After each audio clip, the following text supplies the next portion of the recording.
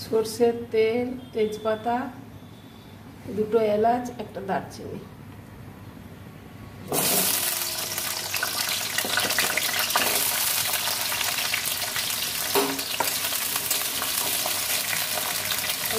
আদা আর রসুন বাটা 1 চামচ, জিরে গুঁড়ো পরিমাণ মতো,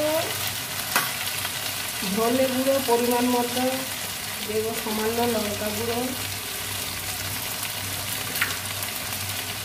আর দেবো সামান্য গরম মশলা, আর দেবো পরিমাণ মতো হলুদ, একটা টমেটো, গোটা চাল, কাঁচা লঙ্কা। মশলাটা কষা হয়ে গেছে, বাঁধাকপিগুলো দিয়ে দেবো, পরিমাণ মতো লবণ।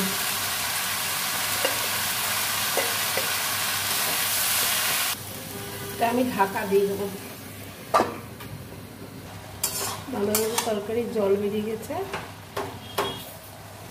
চিনি দেবো 1 চামচ, এই জল দিয়ে ঢাকা দিয়ে দেবো। সামান্য জল দেবো, এখন পুরোনো বাঁধাকপি তো সেদ্ধ হচ্ছে না, জল দিয়ে দিলাম।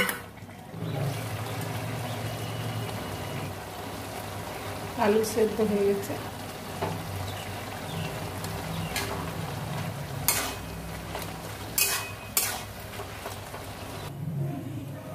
সরষের তেল দেবো, আর চিংড়ি মাছ আছে বাঁধাকপিতে দিয়ে দেবো।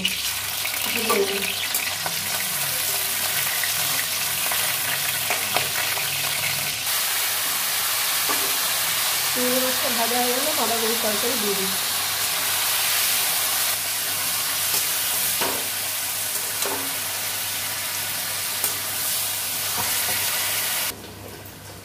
নামিয়ে নেব, রেডি। হ্যালো বন্ধুরা, চিংড়ি মাছ, বাঁধাকপি, আলু দিয়ে সবজি। আপনাদের ভালো লাগলে লাইক, শেয়ার, সাবস্ক্রাইব করবেন, ঠিক আছে? রেডি, নামিয়ে নেব।